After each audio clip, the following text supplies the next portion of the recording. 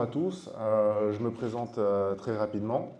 Euh, Thomas Chenaille, donc je travaille à Snowflake en tant qu'ingénieur solution. Et avant de rejoindre Snowflake, j'ai passé 8 ans dans les technologies EPM, donc à parler régulièrement aux directions financières et les problématiques que vous rencontrez autour de la data, de la simulation de données. Donc voilà, donc là pour la présentation de cette plateforme, Snowflake, qu'on appelle aussi l'IA Data Cloud.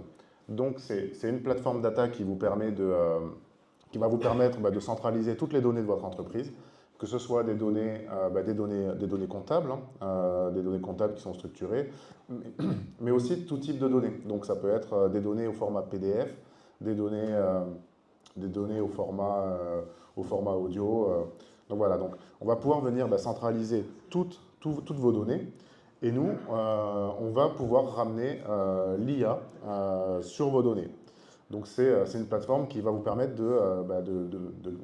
qui va permettre de catalyser l'innovation. Donc là, si on regarde, donc qu'est-ce qu'on peut faire avec Snowflake? Donc on va pouvoir faire donc, ce qu'on appelle nous du data engineering. Donc ça va être vous permettre de pouvoir ramener toutes vos données facilement dans la plateforme, mais aussi de l'analytique pour analyser vos chiffres, vos comptes comptables, euh, de l'IA. Donc ce sera le but de la démonstration. Donc moi durant cette démonstration, je vais agir en tant que responsable de contrôle de gestion. Je vais essayer d'analyser mes chiffres et je vais poser des questions à l'intelligence artificielle pour essayer d'aller plus loin. Et ensuite, c'est une plateforme qui va faciliter la collaboration, puisque je vais pouvoir partager très facilement les données au sein de mon entreprise, mais aussi autour de l'écosystème existant, donc partager mes données inter-entreprises si je le souhaite. Donc ce qu'il faut retenir, c'est que c'est une plateforme qui est comme on peut le voir à droite, qui est easy, donc qui est facile parce qu'on on met la clé et ça démarre. Il n'y a pas de management d'infrastructure. C'est une plateforme qui est connectée. Donc moi, j'ai toutes mes données dans la plateforme et ensuite je peux les distribuer à mes différentes entités. Et une plateforme aussi de confiance, puisque ma donnée, donc par exemple si j'ai de la donnée financière, je peux avoir des données qui sont en lien avec ma masse salariale, donc des données sensibles. Donc je dois m'assurer que ma donnée est en permanence sécurisée quand je travaille dessus. Donc voilà, c'était une rapide introduction à la plateforme Snowflake. Et donc là, maintenant, on va pouvoir passer à la démonstration. Donc là, très rapidement, comme vous pouvez le voir, je viens de passer sur la plateforme Snowflake. Et donc ici, dans ma plateforme, j'ai pu centraliser toutes mes données. Donc je vais avoir des données comptables, je vais avoir des données, mes notes de frais que j'ai chargées au format PDF par exemple. Et donc là maintenant, comme vous pouvez le voir, je peux facilement analyser mes données. Donc là, vous pouvez voir, j'ai un dashboard. J'ai un dashboard qui me permet de visualiser mes revenus, mes coûts par mois, mon profit net mensuel. Mais moi, en tant que responsable de contrôle de gestion, mon but, ce n'est pas d'avoir des dizaines voire des centaines de dashboards. C'est plutôt d'avoir des réponses aux questions que je peux me poser. Et donc là, c'est pour ça que nous, on a créé ce qu'on appelle Snowflake Intelligence avec des agents IA qui vont m'aider à répondre à toutes les questions que je me pose. Donc là, ici, je vais cliquer sur ma partie AI et ML. Et donc, la première étape, ça va être de créer un agent. Donc, un agent, qu'est-ce que c'est? Comme le disait tout à l'heure Mustapha, ça va être un processus autonome qui va pouvoir prendre des décisions pour moi et qui va m'aider dans l'analyse de mes données financières. Donc là, comme vous pouvez le voir, je me suis déjà créé un agent. Donc, c'est un agent financier. Donc, si je souhaite créer un agent, c'est très simple. Je clique sur le bouton plus. Et donc là, ensuite, je vais renseigner ce que mon agent est capable de faire et comment je veux qu'il me réponde. Donc là, ici, comme j'ai créé un agent financier, tout simplement, je vais demander d'être clair et analytique, de pouvoir facilement analyser mes chiffres. Donc maintenant que j'ai créé l'agent, je vais pouvoir passer dans Snowflake Intelligence. Et donc ici, maintenant, je vais retrouver un chatbot où je vais retrouver mon agent, je vais retrouver toutes mes données. Et donc là, maintenant, je vais pouvoir lui poser des questions. Donc là, ce que je vais faire, je vais commencer avec des questions assez simples. Je vais commencer avec une question assez simple. Je vais lui demander de me retrouver, par exemple, de me restituer les données d'un de mes comptes de manière mensuelle. Alors, je vais juste taper la question. Donc là, je vais lui donner, donne-moi les frais généraux par mois pour mon année 2025. Donc là, je vais dire pour 2025. Et donc là, l'agent va être capable d'aller chercher la donnée au bon endroit pour restituer mes chiffres. Donc là, j'ai plus qu'à exécuter. Et donc là, vous allez voir, l'agent, il commence à réfléchir. Là, il me dit, merci Thomas pour la question, je vais analyser et je vais te restituer ces chiffres. Donc là, je vois que c'est complet, donc je peux suivre tout le cheminement qu'il fait. Et donc là, maintenant, je vois que pour mes frais généraux pour 2025, je retrouve mes montants. Donc là, je vois mes montants de janvier à mai, donc c'est normal puisque j'ai pas encore clôturé juin. Et donc là, l'agent, en plus de me restituer mes chiffres, il me donne quelques observations. Donc là, si je regarde la première observation, il me dit, ah tiens, c'est bizarre, le mois de février présente les frais généraux les plus élevés. Donc je vois que là, après, dans un rapide coup d'œil, je vois que j'ai 700 000 euros sur février, alors que les autres mois, je suis plutôt assez flat, entre 200 000 et 300 000. Donc là, maintenant, si je veux, donc là, j'ai l'information de manière textuelle, mais je peux aussi lui demander de me restituer ma donnée de manière graphique. Donc là, je vais lui demander de me donner un histogramme. Donc là, l'agent, très facilement, maintenant qu'il a récupéré les données au bon endroit, il va pouvoir me fournir mon histogramme. Donc moi, ça va me permettre visuellement de voir pourquoi j'ai un pic, de voir que j'ai un pic en février, tout simplement. Et donc là, maintenant, alors là, voilà, donc là, ici, je vois, ça confirme ce que j'avais avant. Hein. Je vois que le mois de février est anormalement élevé si je le compare à mes autres mois. Donc là, moi, maintenant, en tant que responsable de contrôle de gestion, j'ai besoin de comprendre pourquoi j'ai un pic notable en février. Pourquoi j'ai un pic. Donc là, moi, comme j'ai énormément de données dans ma plateforme, donc je vais avoir des données qui sont financières, mais je peux avoir aussi des données marketing. Et si je ne connais pas la raison de ce pic, ça peut me demander un gros boulot de recherche dans ma donnée. Alors que moi, mon but en tant que responsable du contrôle de gestion, c'est de pouvoir passer plus de temps dans l'analyse, plutôt que la recherche de l'information. Donc là, je vais tout simplement lui demander pourquoi. Donc je vais lui demander pourquoi j'ai un pic en février.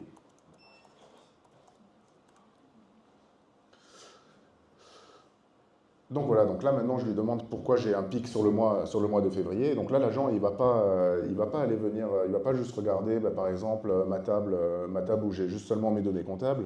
Il va aller chercher dans toute la plateforme, Alors bien sûr comme c'est une plateforme sécurisée sur les données auxquelles je suis autorisé à accéder, mais il fait le travail de recherche, à ma place. Donc là, on peut voir qu'il est en train de planifier les étapes de cette recherche d'informations. Donc là, il recherche dans mes données et ça va pouvoir je l'espère, pouvoir avoir une explication de ce pic. Donc là, je vois que maintenant, il a terminé. Donc là, il exécute ma requête et là, il va pouvoir me donner à cause de quel événement j'ai ce pic et il va pouvoir même me faire une analyse de mes chiffres. Donc en fait, là dans mes frais, j'ai un pic qui est élevé parce que j'ai eu un déplacement je vois que j'ai un salon commercial à Montréal parce que j'ai envoyé tous mes commerciaux faire de la prospection, parler à des nouveaux clients à Montréal. Et donc là, l'agent, il a été capable de faire le lien, un lien que je n'avais pas forcément en tête et que je n'avais pas forcément dans mes données. Et il arrive à travailler sur ma donnée pour m'indiquer que c'est à cause de ce salon. En plus de ça, il est capable aussi de me donner un compte-rendu. Donc là, il me dit que le pic, il est dû à ce salon et que ça représente environ 80% des dépenses du mois. Et que sans cet événement, j'aurais pas dépassé, j'aurais été assez flat dans mes montants de frais généraux. Donc voilà, donc ça c'est vraiment pour vous illustrer que l'agent, il n'est pas juste là pour me restituer de la donnée.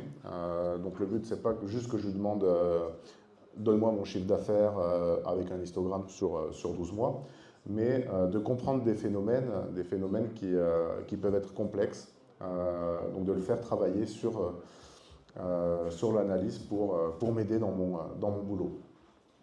Donc là, maintenant, pour terminer, maintenant que je vois que j'ai eu un salon commercial à Montréal, comme dans Snowflake, j'ai toutes les données de mon entreprise, que ce soit mes données comptables ou des données PDF, ben là, je peux même lui demander, ben, d'après mes factures,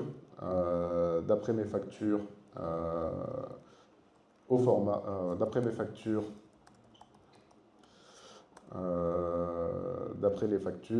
je vais lui dire analyse mes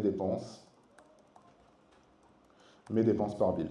Et donc là, il va être capable de venir lire automatiquement dans du format PDF pour venir analyser ces factures. Et même là-dessus, je pourrais ensuite lui dire sur mes factures, fais-moi la moyenne des restaurants dans lesquels mes commerciaux sont allés sur ce jour. Je vais pouvoir aller creuser dans cette information. Donc là, on voit que c'est un peu différent. Ici, il me donne la source où il va chercher mes données. Donc moi, j'ai plein de factures. Donc ici, on pouvait voir le logo PDF. Il me dit qu'il va chercher cette information dans mes PDF. Et donc là, il me dit, j'ai reçu un grand nombre de factures de Montréal, de notes de frais. Et donc là, maintenant, ça me permet de comprendre pourquoi mes frais généraux étaient plus élevés. À cause du salon, grâce au salon qui me permet d'augmenter mon chiffre d'affaires. Et aussi, je peux vraiment aller plus loin et même aller dans de l'analyse de données au format PDF pour analyser mes factures. Donc, je pourrais très bien m'en servir aussi pour extraire la TVA. Donc voilà, donc ça va m'aider à automatiser mon boulot et de passer plus de temps sur l'analyse. Donc voilà, c'est ce que je voulais vous montrer aujourd'hui. Donc là maintenant, je vais laisser la main à... N'hésitez pas si vous avez des questions, même si des sessions questions-réponses à la fin des présentations, ça peut être l'occasion d'en poser, pour ne pas oublier. Non. Si j'ai une question, comment l'agent IA sait dans quelle table de données il va aller chercher l'information? Oui, alors en fait, nous, alors sans rentrer forcément dans la technique pure et dure, nous, cet agent, on le lie à ce qu'on appelle chez nous du Cortex Analyst pour les données de manière tabulaire, les données comptables, ou du Cortex Search pour, par exemple, les données qui seront au format PDF. Donc nous, en amont, on a ce travail, on va lui dire, là, cible, moi je suis responsable du contrôle de gestion, je vais avoir besoin de toutes les données financières, je vais avoir besoin de toutes les données du département marketing. Et ça va me demander un petit boulot assez rapide en amont pour que l'agent il puisse savoir où aller chercher. Et ensuite, moi, je vais pouvoir avoir plusieurs sources entre ces différents types de données qui n'ont pas le même format. Et là, je peux même choisir le Auto-Select Source, où c'est l'agent qui va déterminer où aller chercher la bonne information.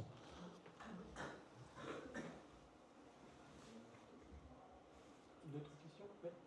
Où sont situés vos serveurs? Alors, Snowflake, c'est une plateforme qui est cross-cloud, cross-région. Donc après, c'est à vous de choisir où vous souhaitez héberger les données. Donc par exemple, si vous prenez AWS, ce sera à Paris, mais vous avez le choix. Après, si je prends le cas de multinationales, chaque chaque entité par pays de cette multinationale pourra décider où stocker ses données et ensuite ces données on pourra faire le lien de ces données, ce que j'expliquais au début avec ce qu'on appelle le data sharing. Mais c'est le choix de l'hébergement de l'hébergeur. Donc déjà l'hébergeur, on a AWS, GCP et Azure. Et ensuite, une fois que vous avez fait le choix de l'hébergeur, vous pouvez aussi choisir la localité.